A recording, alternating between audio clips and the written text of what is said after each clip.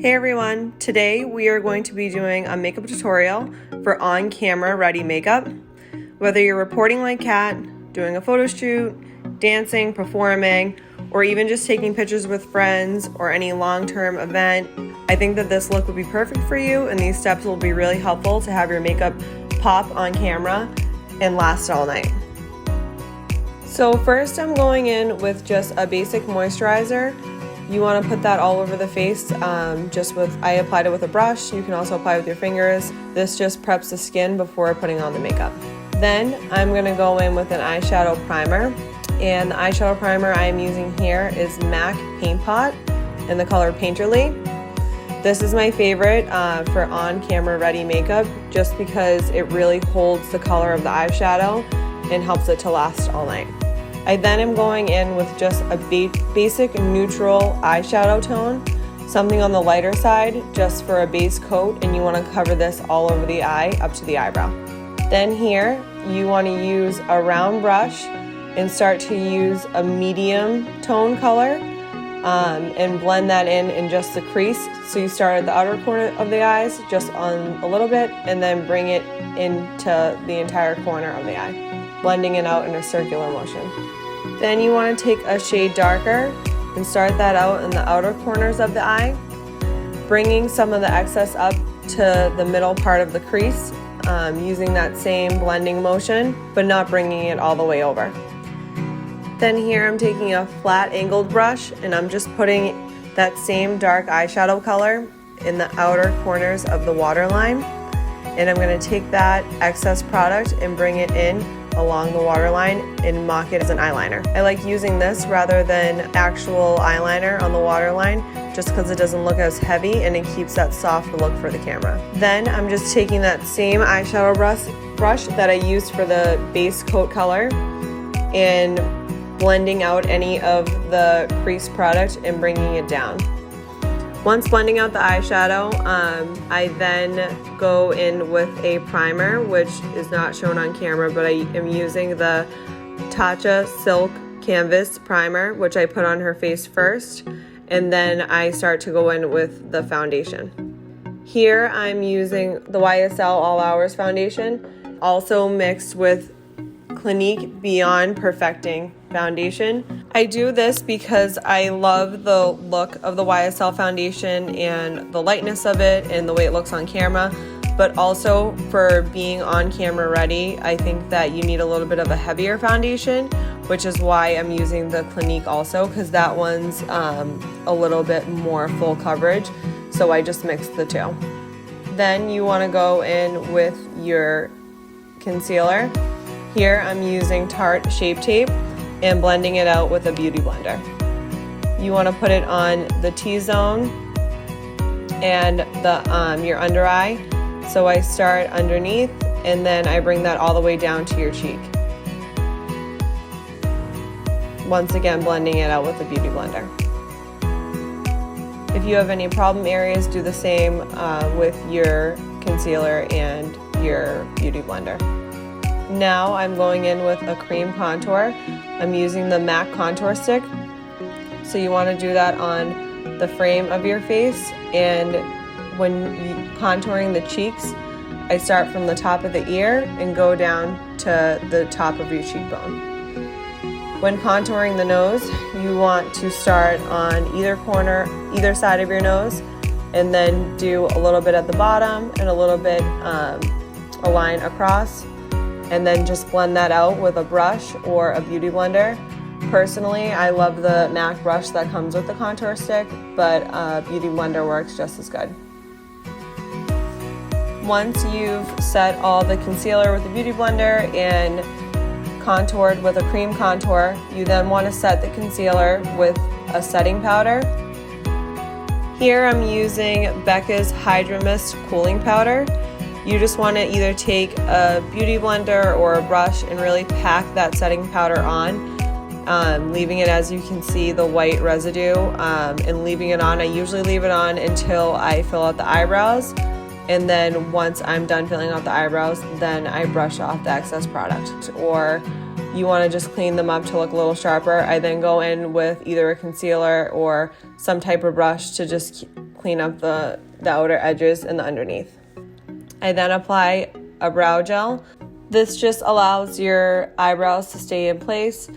And then once again, I go in with a powder brush and just wipe off that excess powder.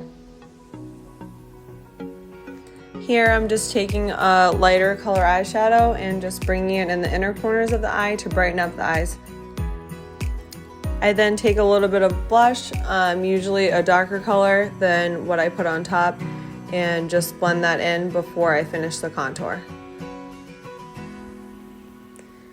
Then I go in with a contour brush and a powder bronzer, and I just go over what I had already contoured with the cream contour stick and go over that so that it sets and it looks darker. You want to apply this on the same areas that you applied with the cream contour stick. Then for camera ready, I always want a sharper contour so it looks good on camera. So I then take that same setting powder with another beauty blender or a Real Techniques blender, and I carve out that contour so it looks a little sharper. Then with contouring the nose, you want to do the same thing. Just take a flat angled brush and lightly add on some powdered bronzer, but tap off the excess before putting on your nose because you don't want a dark, sharp line. You want to be sure to have as least product as possible, and then just buff out the corners of your nose and then bring a little of that remaining product to the bottom tip of your nose. Then before applying false eyelashes, I always prep the eyelashes with a little bit of mascara. You then want to set your eyelashes with eyelash glue. I usually let them set a little bit before applying them just so they dry and get a little tacky before applying. While I'm waiting for the lashes to dry, I then wipe off any excess powder and just blend out anything on the face.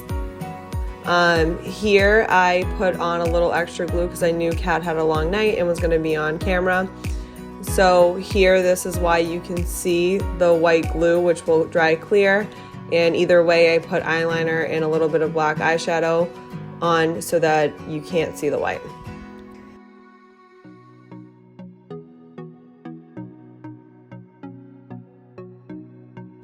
And then going in with more blush. Blush is usually the first product to come off, and especially being on camera or being out for a long night, you definitely want to go a little heavier.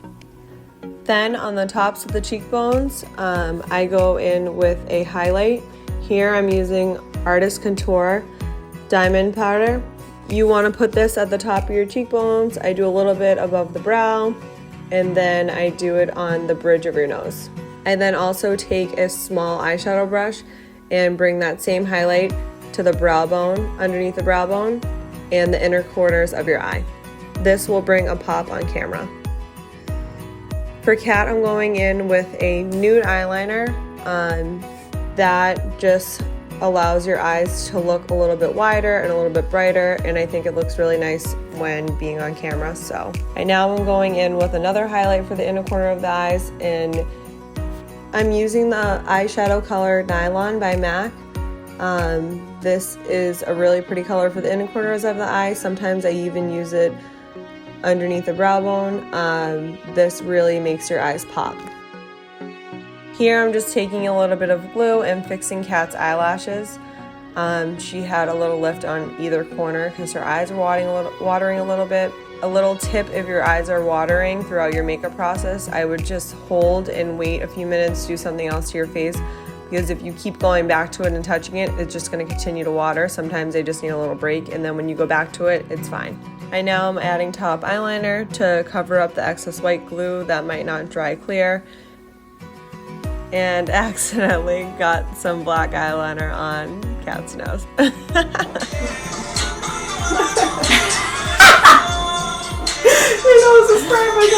We're actually doing Cat Halloween makeup.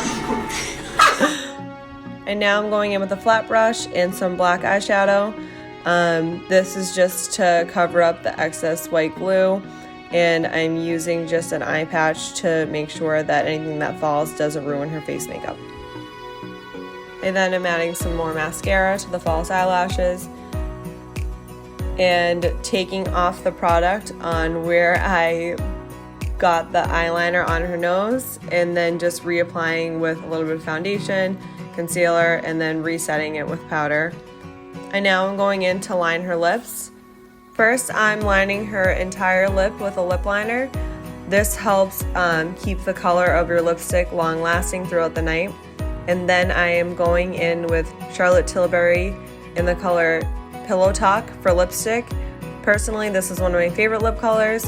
It's a really pretty color that just looks nice on almost everyone and is perfect for every occasion.